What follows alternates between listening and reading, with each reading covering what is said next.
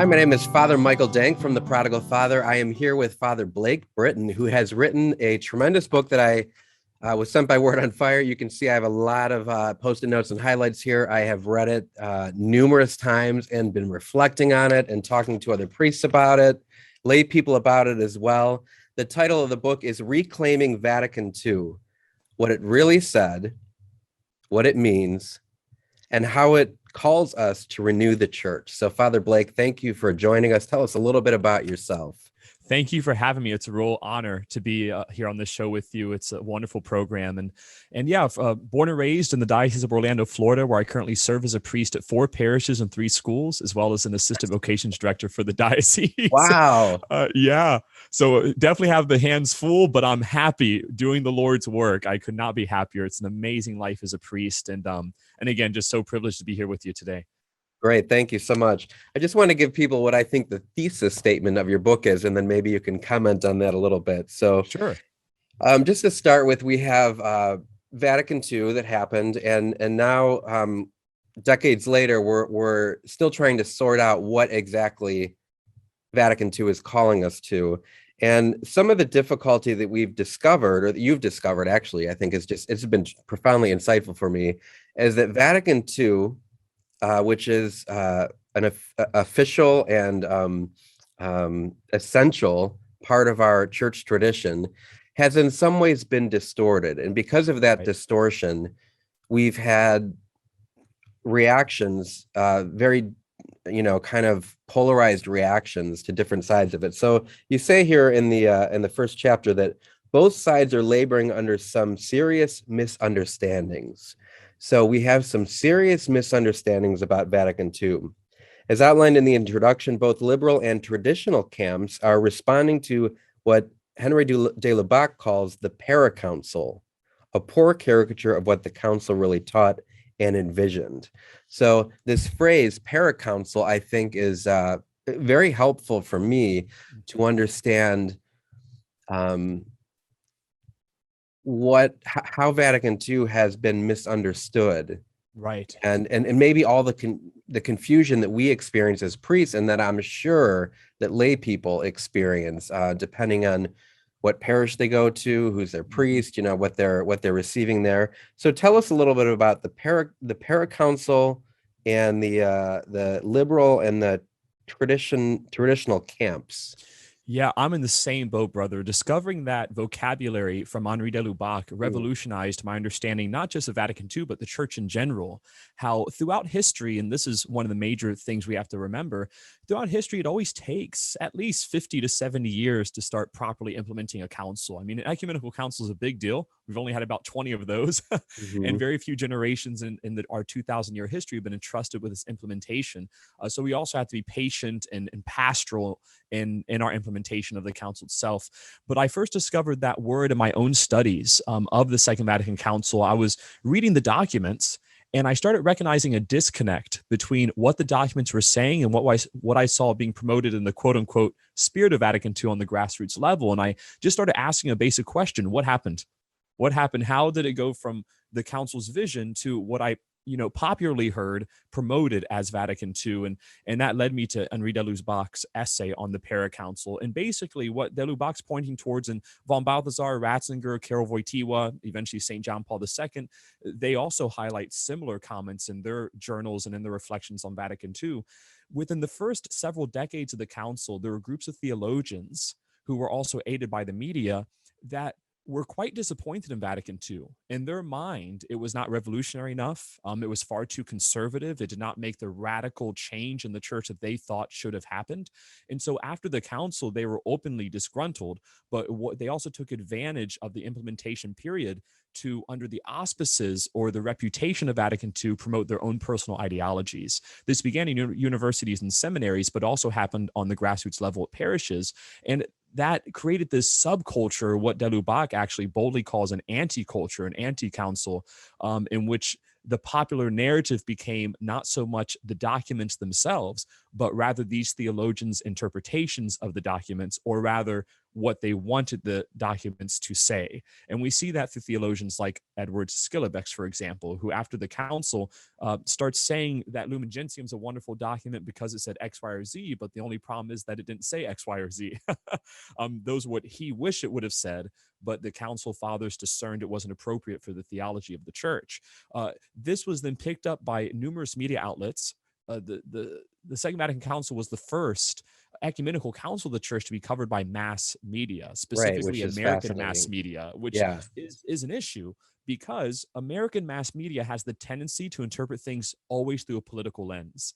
And that's actually the first time that you hear ever the words liberal and conservative apply to Catholicism is in the 1950s, 60s coverage of the Second Vatican Council. Before that, they were never Catholic categories. So you would never hear about this is a liberal bishop or that's a conservative bishop, because of course it's inappropriate to define the church in such terms. Those are polarized political categories. They're not ecclesial Catholic categories. But the media starts regaling people every day through television and through newspapers and radio shows about, the liberal Bishop X was against the conservative Bishop Y, and they're now at each other's throats behind St. Peter's Basilica, and they're dramatizing these sort of events. Now, there were most certainly tensions. If you read the journals of some of these bishops, you see that there were tensions in Vatican II, but not so two political factions as it was just the typical tensions that accompany organic development in the life of the church. These are the growing pains as we seek to better understand the gospel. So, in thrust of this particular text that I've written is I think we need to reapproach Vatican II unhindered by these factions or these political categorizations with a fresh perspective and to see the documents at face value. And that demands, of course, humility. It demands surrendering my own personal ideologies or opinions, and also always trust in the Spirit, recognizing that in the end, no matter who was present at Vatican II, the most important person present was the third person of the Trinity. And he guided this entire process, and it's important for us to take that seriously. it continues to. That's a relieving. Right now, I just feel relieved by you saying that we have to avoid these camps because they're just it's so dominant in priests. Right. Priest friends, like it's well that's the polarization of our society right now, that you have to always pick a side, and I had one teacher, ecumenical teacher, who was he's kind of snuck into the Vatican Council, but he would laugh if I told you this. He was one of those that would always say, in the spirit of Vatican II. Right. He would always say, I laughed numerous times throughout your book because examples that you list, I know.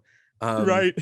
But he used to say to the students, I remember I was at lunch one day with a bunch of other students. My rector was there, and Father was there, the priest that I'm talking about. And he said to the table, he said, I always tell my students, you want to be in the middle. You don't want to be too far left or too far right. You want to be in the middle. And the rector looked at him and said, hey, these students look at you and they see a flaming liberal. It's nowhere near the middle. Now, Father Blake, two questions of what you just said. Sure. De Lubac, was he part of the council? I don't even know. Yes, he was present at Vatican II. Actually, he was a major influencer because of his knowledge of patristics, which is the study of the church fathers. Okay, awesome. So I think I'm really naive. So Benedict XVI said that you have this quoted in the book. Indeed, in many parts of the church, conciliar attitudes were understood to mean having a critical or negative attitude towards the hitherto existing tradition, which was now replaced by a new, radically open relationship with the world. There were ... individual bishops who rejected the Catholic tradition as a whole and sought to bring about a kind of new modern Catholicity in their dioceses. Mm-hmm. I can't believe that. Yes. Yeah. Again, these are things that, as I was going along in my studies, of course, you develop a thesis, right, through your own personal study. Then one of the most important things is to corroborate it, to make sure that it's true. It's not just your own opinion, but are there other very reputable persons who have prayed through and thought the same thing. And so it was good to hear that Joseph Ratzinger recognized that Pope Emeritus Benedict XVI. But again, there were a whole slew of bishops from the council who did recognize after the council that there were other bishops or theologians, priests, and lay theologians and speakers as well, who again were not being faithful to the original intention of Vatican II. And a big part of that has to do also, Father, with the spirit of the age. And I mentioned that in my book. We cannot underestimate that the 1950s, 60s, and 70s was a very difficult time in world history. It was a time of upheaval, and that's saying the least. You have the Vietnam War, you have the assassination of John F. Kennedy, the civil rights movement, the space race, the Cold War. All this environment creates a milieu also of upheaval. And so when Vatican II goes into the implementation phase within that first decade after the closing session in 1965, well, that spirit of the age permeates a lot of the minds, a lot of the attitudes of those entrusted with implementing Vatican II, and they're thinking, well, this is our chance. This is an opportunity for us to really stick it to the man, so to speak, as the popular phrase goes from that time period. Woodstock and etc. And this, even the church, we can bring it up to date. We can make it more relatable. Now, I don't want to, of course, overgeneralize, because I will say this, and one of my main goals in this book is always truth with charity, caritas in veritate. Were there those who maliciously misinterpreted Vatican II? Yes, there were. We have to be honest in that regards. There were those persons who, with expressed intentions, perverted the original intention of Vatican II. On the same token, there are many who did not do it intentionally. They were actually very good-hearted, loving persons who either A, had baggage from the preconciliar church because they recognized things that hurt them. They grew up in the preconciliar church and, the 40s, 50s, and 60s. It had wounded them in some way, or they were disappointed because they didn't have a good relationship with their local priest, or maybe the preaching was sterile in their minds, or they felt detached from the liturgy. And so this wound or this kind of history led to them saying, wow, we have the chance to change all these things. This is exciting. And maybe we can make the church more relatable and more enthusiastic and more inclusive of people like us that we felt so excluded before. So those are all good intentions. I'm not justifying the way it was implemented by any means. I think we have a lot of critique to give in the way that some persons went about implementing that, of course, because they threw away, as the proverb goes, the baby with the bathwater. But at the same time, if we're going to really reconcile, especially an intergenerational reconciliation, which I think is so key right now between baby boomers to the Gen Z and all the generations in between, we're going to have to be patient and merciful with each other. And I found that really inspiring with some of my brother priests who are much older than myself, who definitely are different liturgical planes than I am. Right. I can tell you that much. Yes. A priest who was ordained in the 70s or 80s, they've been a priest for 40, 50, some of them 60 years. And they were faithful during one of the most turbulent times in church history. And that means something. That means something. And there's a kind of love and admiration I have for these brothers, even though I can still be critical of maybe some of their own interpretations of the documents or implementations, but that doesn't take away from their good-heartedness and their desire to serve God's people. So I think that's also important. One of the things I've noticed in traditionalism is this tendency to just sort of want to red zone anyone who's associated with Vatican II or anyone who isn't in the same milieu or mindset as themselves. And that's never the Catholic way of doing things, So I think that's important for the progression of the proper implementation of Vatican II as well, is to see there were good intentions and there were very good things that were done, by the way. But also there's a lot of room for continued growth. And there's a lot of areas where we recognize now this was misleading, we were misinformed, and we need to go back and reclaim the original intention of the council. Yeah, and I think I experienced that too, so some of my good friends that are priests, as you mentioned, for a long time, tend to lean a little bit more towards the liberal side. And some of the younger priests, not all, most of our younger priests are very good, solid, but some of the younger priests are the, as you call, the traditionalists. And I might almost call them the reactionalists, that they're that's a very good phrase. Just reacting to the paracouncil, And that's one of the main points is you hit the nail on the head. Most traditionalists don't dislike Vatican II. They dislike what they think Vatican II is. Yeah, exactly. and there's a big difference between those two things, So you mentioned that even a cursory reading of the council documents would be good for people. Yeah. I'm gonna say, like, what if a lay person were to say to you, that sounds mind-numbingly boring? Hmm. Well, it is not. I promise. I promise. I pride myself in telling the truth as much as possible. And all joking aside, the Second Vatican Council is unique on multiple levels. And one of the things that makes it most unique is its orientation towards the laity. Now, the original apostolic and patristic councils did have a lay orientation as well, because you had large swaths of the church, of course, in the lay state.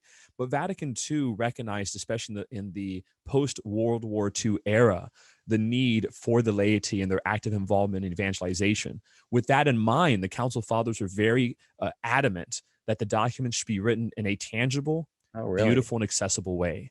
And when you read these documents, it is fascinating to see they are quite beautiful. They're quite beautiful. They're definitely not heady. They're not overly scholastic, and that's intentional. That doesn't mean that they lack depth. They're quite profound at the same time, which makes it, I think, very patristic. One of the great blessings of Vatican II, in addition to its lay focus, is the change of tone that it has. And I mentioned this in my book, how the preconciliar council, so let's just go back to the Council of Trent, for example, had a very scholastic tone. Now, that's not a bad thing, and we have to get away from comparing preconciliar, postconciliar church, right? It's Mhm. all the same Catholic Church, and you'll hear that in sort of conversations all the time, especially those who want to renounce Vatican II. So there's not a competition between Trent and Vatican II. I mean, they're just continuations of deepening the truth. That being said, Trent had a scholastic focus, and it had to. That was the form that spoke to the world at that time because of the Protestant Reformation and the influence of Thomism. So this is important that we have this scholastic tone, that we're able to defend our faith, establish the sacramental theology of the church systematically. All this stuff is vital to the Council of Trent. So that's important. In the post-World War II, postmodern Kantian world that we currently find ourselves, that's not going to cut it. Right. Because what we're doing now is we're living in a society that is overly superficial and lacks also a rational, intellectual, rhetorical development. We see that even in our public school systems, for example, when they've removed logic and rhetoric from our classrooms. So the faith now has to be presented in this neo-apostolic way. So before you had this neo-Thomistic way, and now we have a neo-apostolic manner, which is what initially drew people to Catholicism in the streets of Rome and Athens. Mm. It was the witness to hope. It was the witness to joy, the witness to charity. It was the beauty of a Catholic life well lived. That's what spoke to the Romans and the Gentiles. And that's what's going to speak to the pagans and atheists of the 21st century.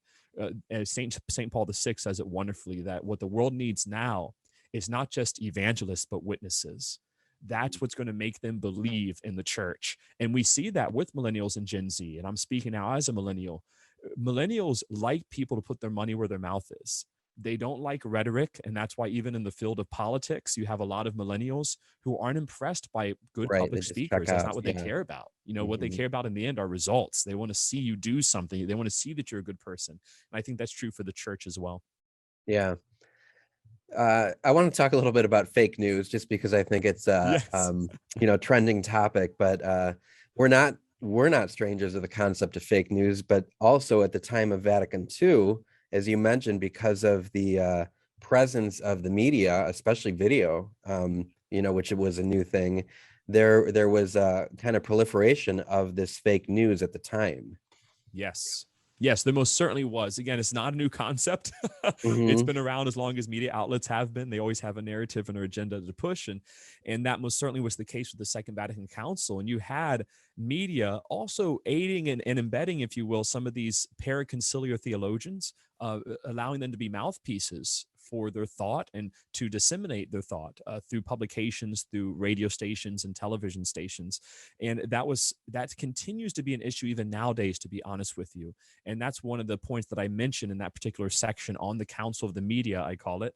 Not only did they unhealthily put the church into a box of liberal and conservative, but unfortunately, that mentality has continued till this day, even in some Catholic outlets.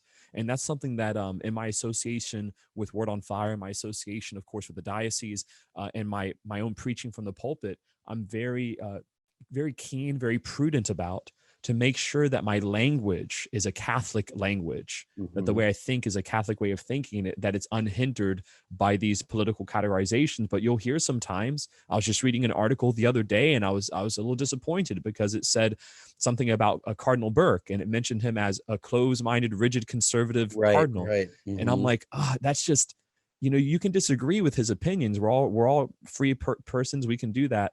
But to box someone as a conservative, I mean, I just don't know if Cardinal Burke would say he's a political conservative any more than like Cardinal Supich would say that he's a raging liberal. Just Right. to put specific bishops and cardinals into boxes like that is very dangerous.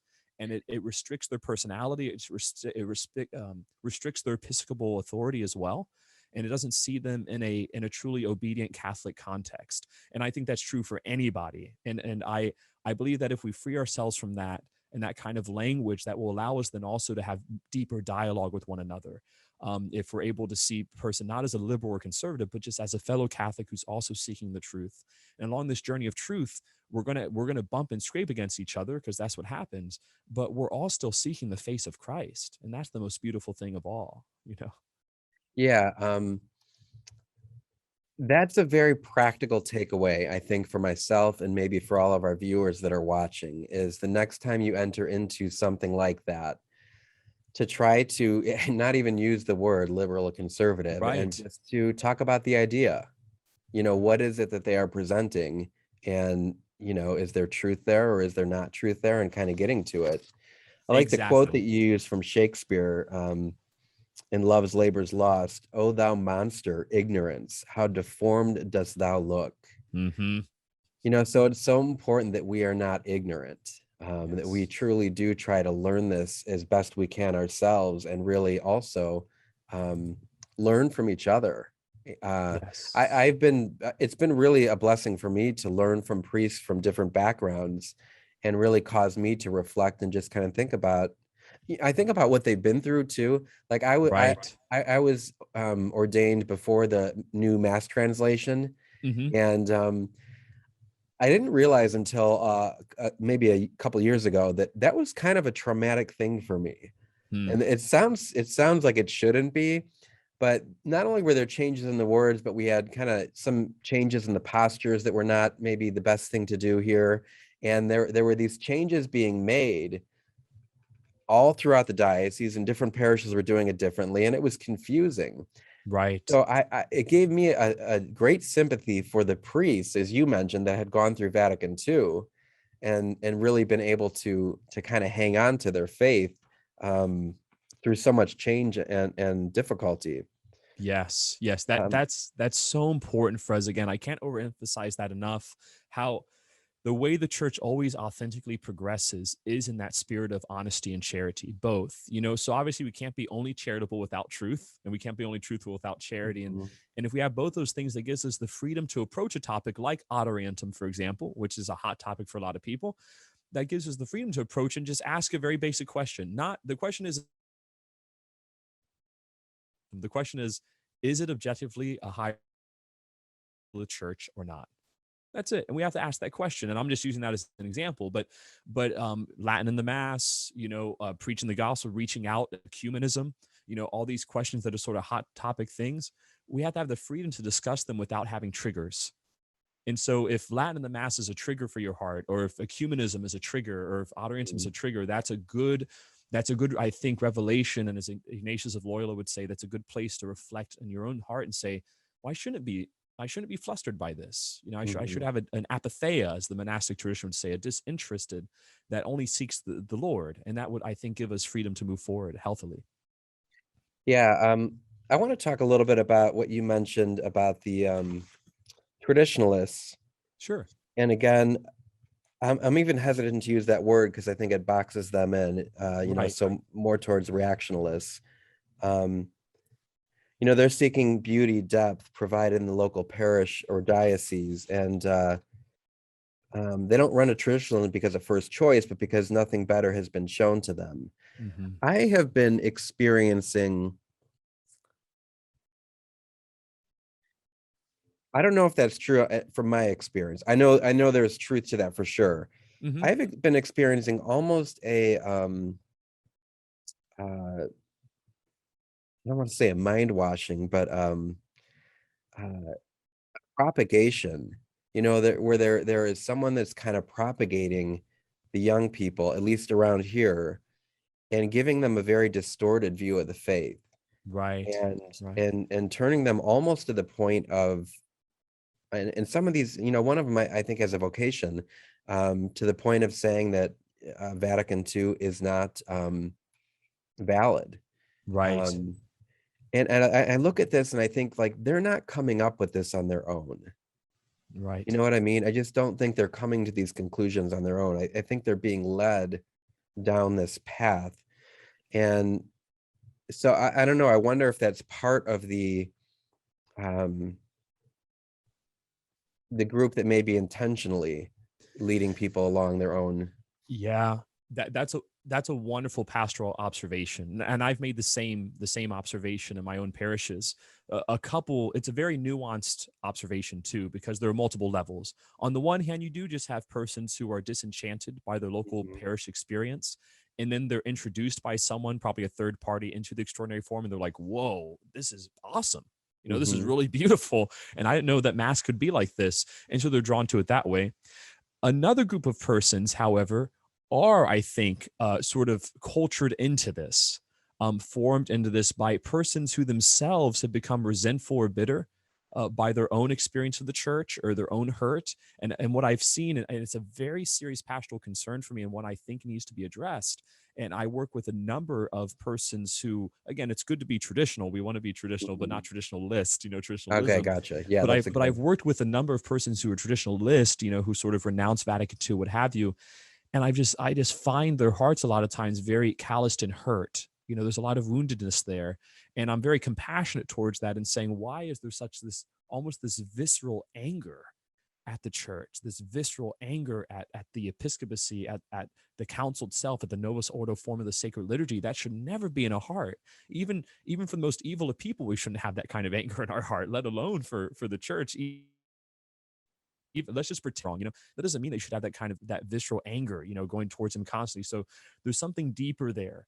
And what I found pastorally would be that I do is just sit down with them and ask, why are you angry? Like, what? Mm, I'm just sensing a lack of peace, a lack of joy. And if you want to intend the extraordinary form, that's, your business. I'm not going to say that that's horrible or invalid. It's a licit form of the liturgy, as long as it's under the proper jurisdiction of the bishop.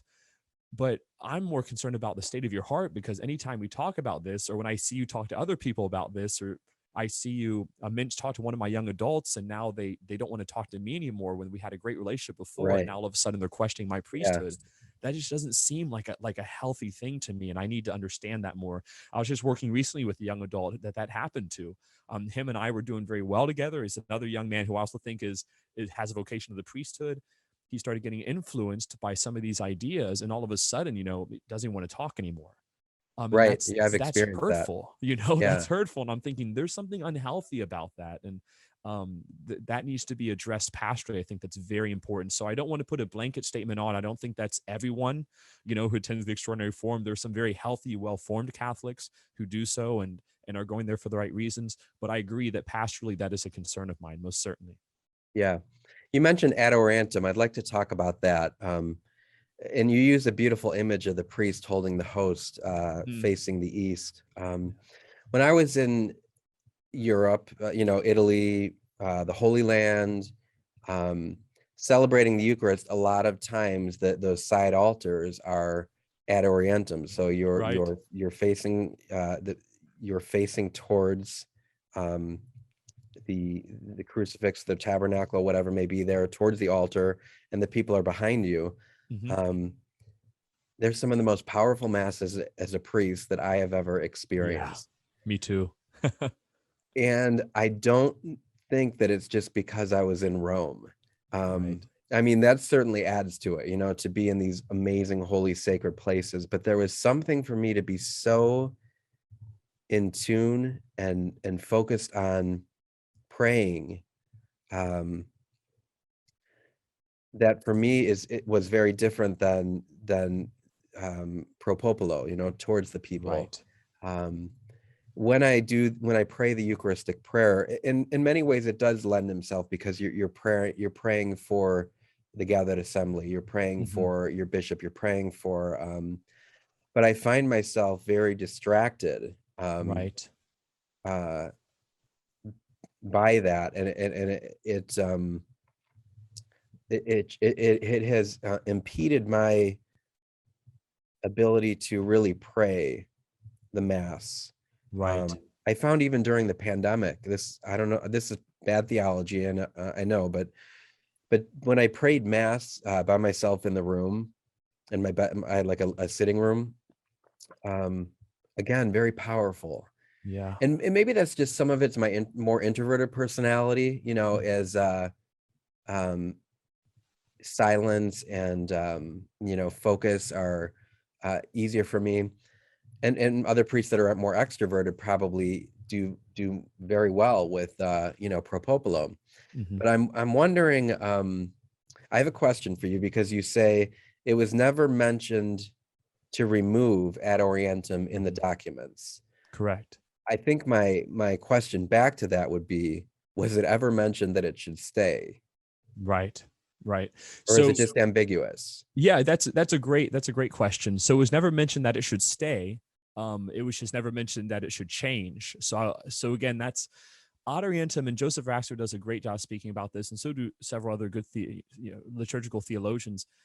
Ad Orientem, in my opinion, is one of the saddest fallouts of the Paracouncil. The Hmm. reason being is that it's become such a hyper politicized topic when in the end it is a basic fundamental posture of the liturgy. In my opinion, the reason why the Council Fathers didn't go through the effort of mentioning Ad Orientem because it was so presumed and taken for granted. Presumed. Okay. It just, even in the general instruction of the Roman Missal currently, it's still presumed, actually, if you read the instruction, because if you go to, for example, in the rubrics 200s of the general instruction of the Roman Missal, you'll see at the Agnus Dei, it will say, now the priest turns and faces the people to say, the Lord be with you. Right. So that presumes that the priest isn't facing the people during that moment east. So what happened was, because of a lot of these secular mentalities about, again, sticking it to the man, and we want to get rid of power and get rid of clericalism and all these sort of things, and there developed this mentality of thinking that somehow Ad Orientem was the priest separating himself from the people. That became the narrative, or turning his back on the people is very popular, when that was never the theology of Ad Orientem. It's actually the complete and total opposite. It's the priest now joining the congregation Yeah. And in this leading. Yeah. unitive posture facing the Father. And I think that's why you had that powerful experience, as have I, praying Ad Orientem. I didn't grow up with Ad Orientem at all. I grew up with Versus Populum. That's the only way I knew the liturgy. But when I discovered Ad Orientem, its theological background, and then also discerned and found out through the writings of the church fathers, through the writings of the conciliar commentators of Vatican II, that it is a fundamental posture of the liturgy. So it's just something that is actually essential to the characteristic of the liturgy, which I mentioned the 4 reasons why in my book. I won't go through them now, but I really believe that was one of the saddest fallouts, because it loses the dynamism between the priest acting as the spouse of the church to the assembly, while also acting as the son to the Father. Mm. And these are the 2 ways in which the priest interacts liturgically. So he interacts as the bridegroom, but also as the beloved son. And you see that even the language of the Eucharistic prayer. And I think the Eucharistic prayers of the Missal of St. Paul VI, the Novus Ordo, are magnificent. Specifically, some of the prayers for reconciliation. And in there, you'll hear the language when the Lord be with you, with your spirit. So now he's speaking to the congregation, and then boom, Ad Orientem, Father, it is right and just, our duty and our salvation. So the whole, now the dynamism, the beauty, the orientation of the liturgy is now the priest with the people going towards the Father, towards the rising sun. So my hope is, and again, this has to happen organically. We can't make the change tomorrow. Well, my hope is that catechetically, spiritually, patiently, and pastorally, we can help educate persons on the fundamental theology of Ad Orientem, why it is an essential orientation in Christian prayer, going all the way back to the apostolic and patristic traditions and continuing on, and continues to be essential form of prayer in the church. It was not suppressed by Vatican II in any way. Ad Orientem is not gone. It doesn't have to go away. It's not illegal or illicit to celebrate that way.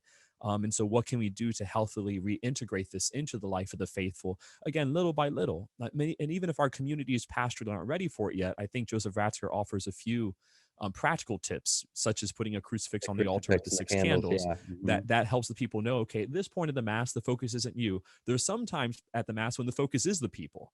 But then there are some points of the Mass when it's not. So I think the Novus Ordo captures that dynamic really well.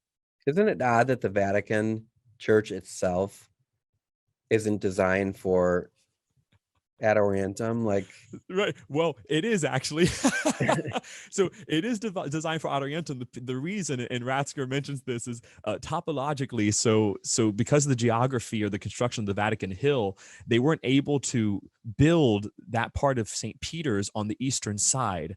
And so the Pope at St. Peter's is actually celebrating Mass ad orientem. It's just the people are sitting on the eastern side. So it looks like he's celebrating Mass versus Populum, but he's actually celebrating Mass ad orientem.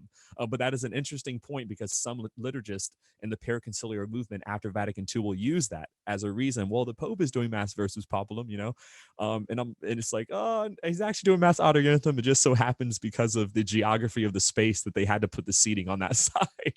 Yeah. So what would you say is more important, actually facing to the east or facing in the direction of the people?